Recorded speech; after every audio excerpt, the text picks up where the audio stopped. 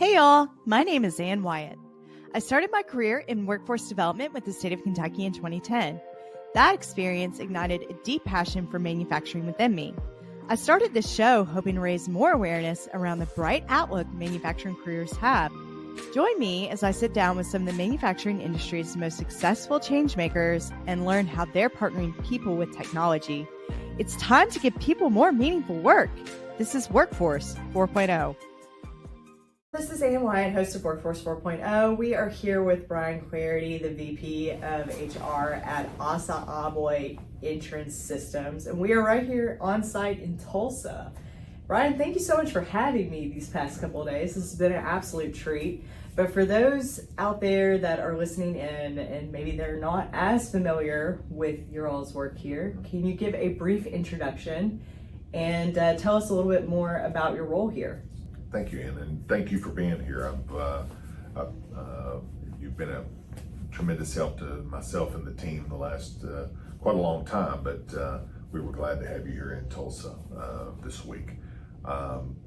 We have a large manufacturing site here. We've got others around the U.S. and Canada.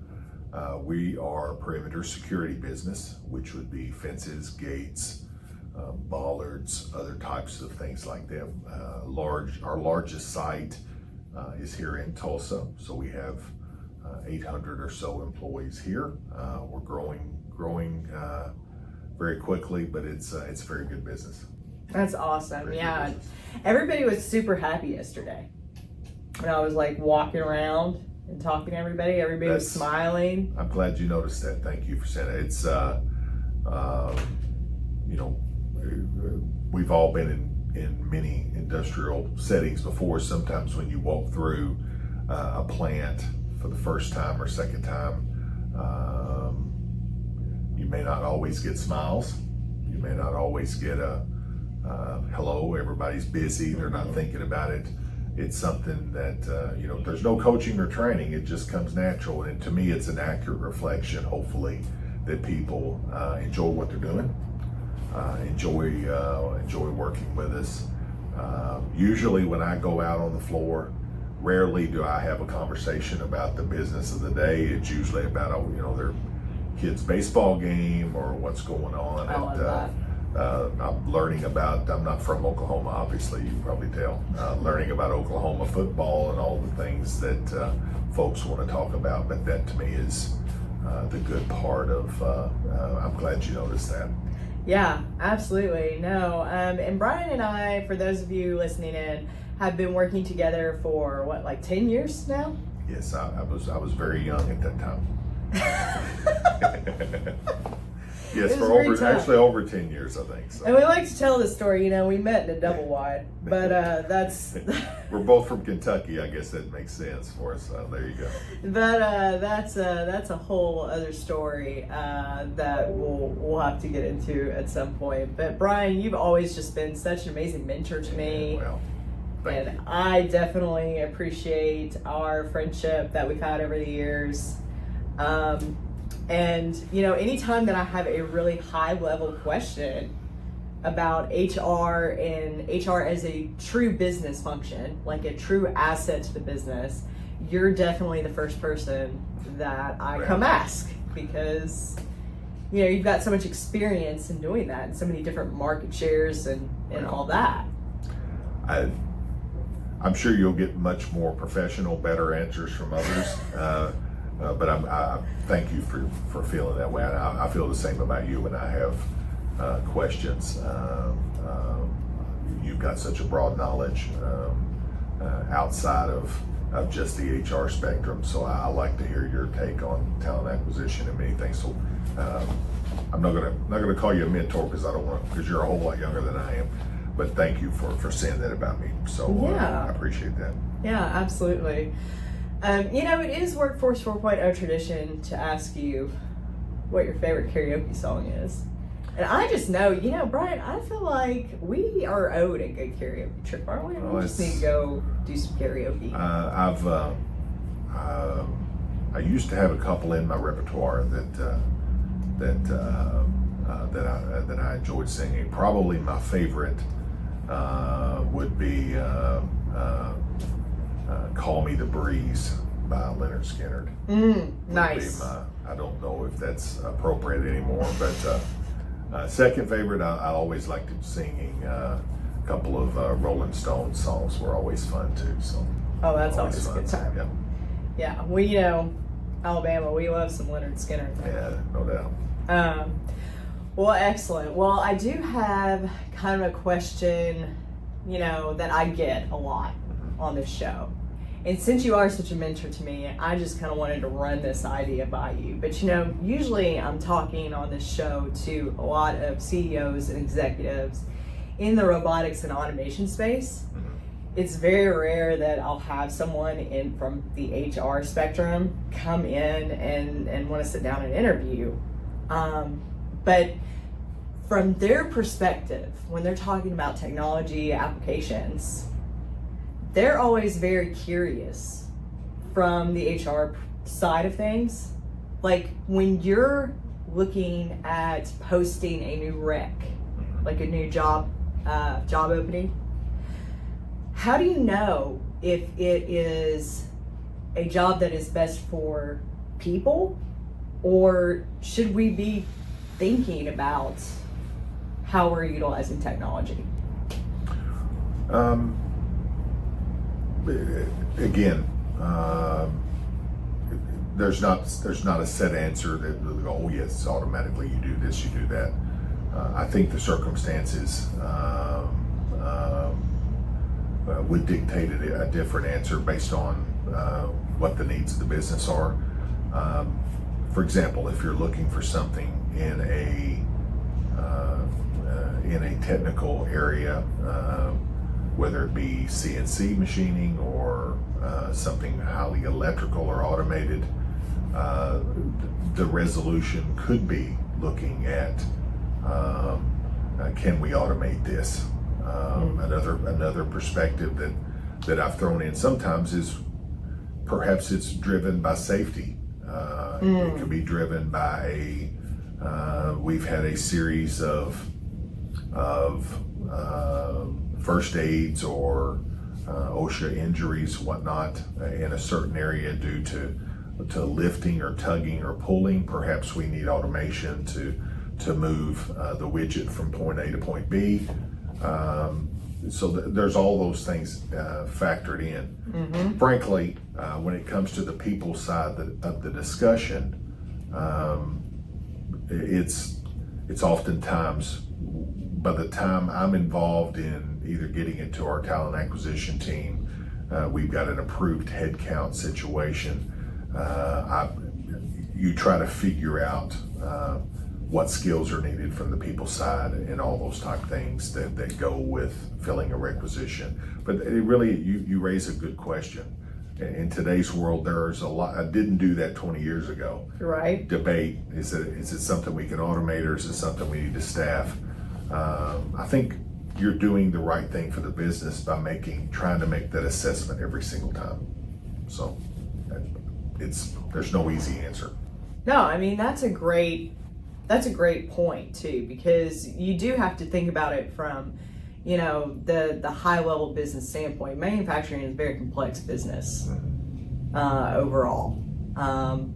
So thinking about it that way, do you think that we'll get to a point where we are, where it's just normal to look at job recs and think, we're going to automate this, we're going to hire somebody for that?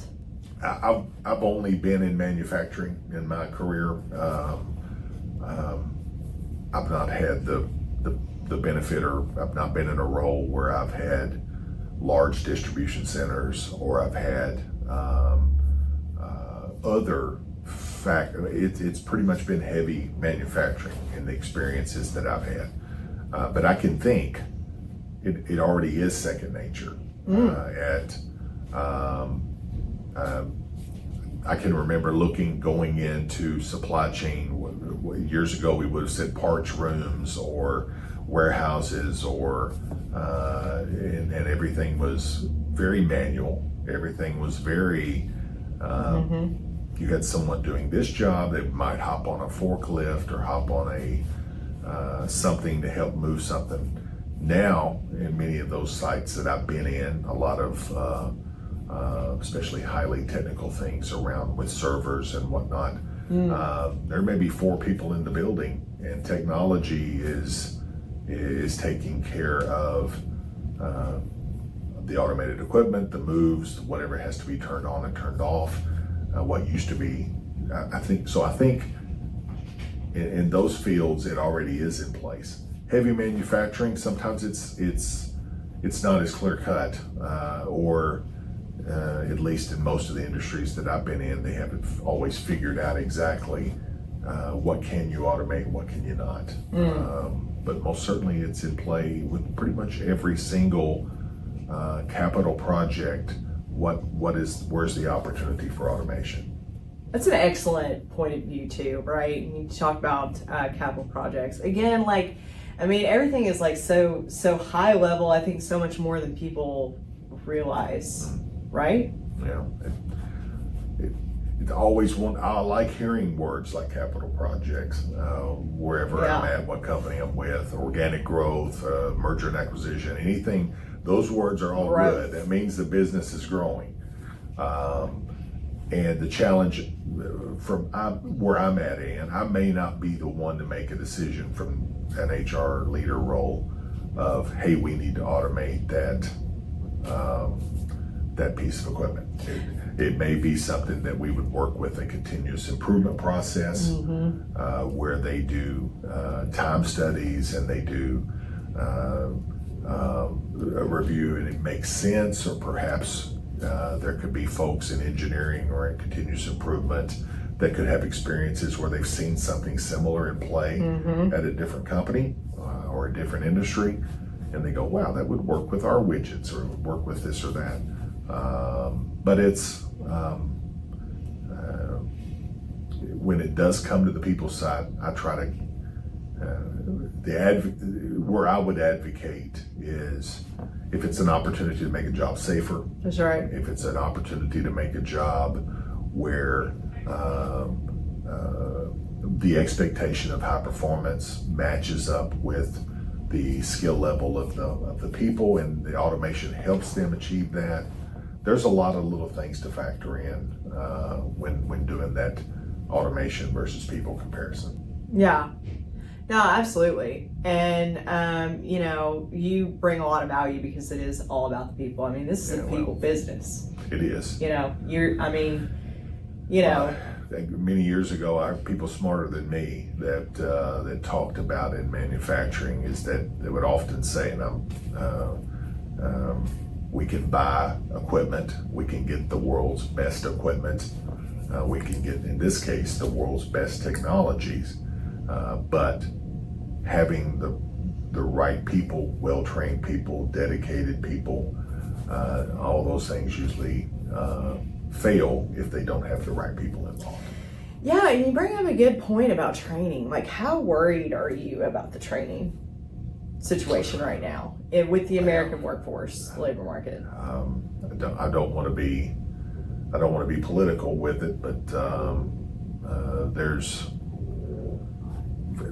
there's simply not an emphasis at it. It doesn't appear, and I'm not taking a shot at anyone. There's not an emphasis with 16, 18, 20-year-olds.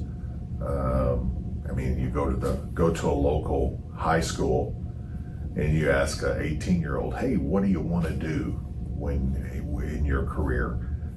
Not many are going to say, I'd kind of like to be a maintenance guy at a steel fence manufacturer. That's not, at that age, they may dream about being a doctor, a lawyer, or other things, and maybe an engineer. But there's almost, I wish I could splash a layer of reality on some folks and explain that there is a tremendous career opportunity in manufacturing when it comes to pay, benefits, security in a job. And I think the actions that have been taken that will help drive manufacturing more in the United States will make those jobs and those opportunities even more well-paid, highly secure, great opportunity for advancement. And not to throw numbers out, whether it be in this case where I'm at now, Tulsa, or back in Kentucky, or in the Northeast or the Southwest part of the United States, any of those areas. I don't know how many places that someone with great technical skills, great hand-eye coordination, they may not have the bachelor's degree in something, they could still make with that. They can get into, even today's world, 6 figures or more in pay with that opportunity. We should be talking about that more. Well, don't you think? It's hard to. Again, I don't want to. Every parent, every teacher, every child, you want folks to reach, and it's almost like maybe they need to redefine what that is. There's a young man that works here that I've gotten to know well in the last couple of years since I've been here. He started with the company less than 4 years ago. I think his previous experience may have been at a big box store, retail. He has a couple of young children, and he brought them to a employee engagement event, and he and I had a moment to stand alone and talk about it. And he was talking about what this job has provided him, and he talked about the fact that he's got a new house, he's been able to do this for his children, and the benefits and different things. One had a medical issue, and his benefits helped with that. That touches your heart, that you go, okay, this is something that is this isn't just, hey, I'm going to make a little bit of money, maybe I'll get a better job someday. These are great jobs the way they stand, and that's something to be said. That's and a lot of folks don't think of manufacturing as a great job. And that's, but then you hear stories like that. It's like, this is it. This is what it's about, you know? I don't think you could probably get that same level of empathy in other industries, to be honest with you. That's good. That's a good point. You probably know more about that than I do, but and it's not sappy emotional. It's real world. Well, it's business, right? It is, and you've in your training and the things that you provided to my team this week, you talked a lot about the availability of manufacturing workers over the next few years, and that's information we've all been talking about all week. That's a message. If I could give, I don't think they'd let me in to talk to I probably wouldn't know if I'd be the right one to say. Sometimes you got to tell an 18-year-old, there's opportunity here. I want to go get a degree in XYZ. Those things may come in the future, and I would encourage anybody to work toward a degree. Nobody's saying that, but there's also opportunity to grow in a manufacturing environment if that's something they're good at. Absolutely.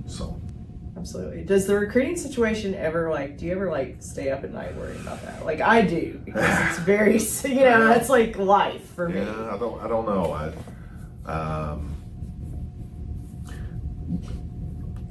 Recruiting, you and I talked about that. Have talked about this in the past. Recruiting is sales. Recruiting is sales. I really hope from our presentation yesterday that I was able to kind of deliver that information effectively. And you did, and your team. The folks on my team really appreciated it. And when you talk about something as being sales, recruiting, sales, I mean, it is a free market. It is. It is like the Wild West too. And so I believe that the cream will rise. I believe that there'll always be great companies that treat their employees well, that provide fair opportunity and all those kind of things that will continue to succeed. I think the days of saying, hey, I'm going to open up a plant, or we're going to move a plant to XYZ and say we're going to pay in the bottom quartile and just survive and advance. Those days are going to be a challenge for companies that live in that category. Yeah. I'd like to think the company that I'm with now, the company as a whole, is one that wants to be in we want to be a preferred employer wherever we're at. There are a lot of people in the communities we're in that we're still getting a lot of applicants. We're still able to recruit and retain talent in the communities we're in. That's not an accident. That's not because there's not other opportunities. It's because as you noted, when you walked around and shook hands and talked to people that were smiling, they realized it's a pretty good place to work. Yeah. So. Well, everybody was super cool. And I mean, I love that there's music going back there. I love the Montrose maintenance flag. That was cool. Yeah. That was really cool. I was like, I want to hang out with these folks all day. Pretty cool stuff, yeah. And even the applicant tracking, or the applicant, not applicant tracking, the applicant parking spaces out front that you have. Yeah.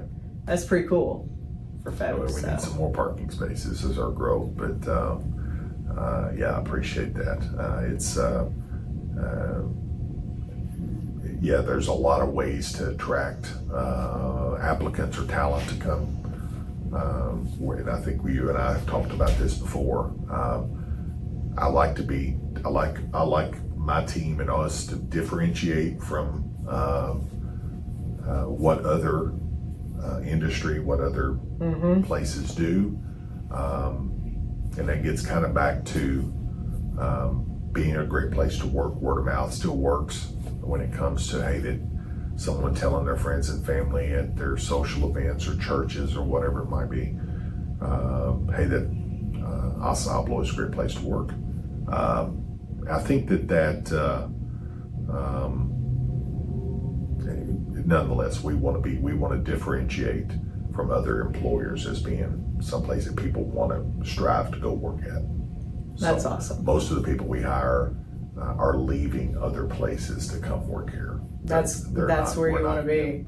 So yeah, that's exactly where I want to be. So that's a good thing. Absolutely. Well, Bryan, I really appreciate your time today. Thank you, Ann. I appreciate you being on my podcast and the amazing time that I've had here in Tulsa with your team and touring the plant and learning a lot. You taught me a lot yesterday, actually, with your 17 functions of HR. That was a pretty cool exercise. Well, I appreciate that. That's I've done that for a few years of trying to. Maybe that'll be another one of our conversations one time. We'll talk about the 17 variables that make a good HR person. That would be an excellent. As soon as you put it out, there'll be people that go, "That's not right. It should be. You forgot this, you forgot that, and you know what? They'll be right too." Consolidate, right? Exactly. Well, I appreciate that. For everybody listening today, is there a good point of contact for you? Are you open to connect with other folks in the industry? Absolutely, anytime. And I'm on LinkedIn, and you're welcome to connect with me, Bryan with a Y, .Clardy, CLARDY at assaabloy.com. And connect with me on LinkedIn. I'm not quite as active on LinkedIn as you are, but I just run around. You do a great job with that. I love connecting with like-minded people for those type things. So, and as I'm a lone Kentucky guy in Oklahoma, and if they want to talk about Kentucky stuff, I'm all up for that too. So, big UK fan. Of course, I can't help it. So, of course. Awesome. Well, thank you, Bryan, and thank you so much for everyone that is listening in today. We appreciate you, and we will see you next time on Workforce 4.0.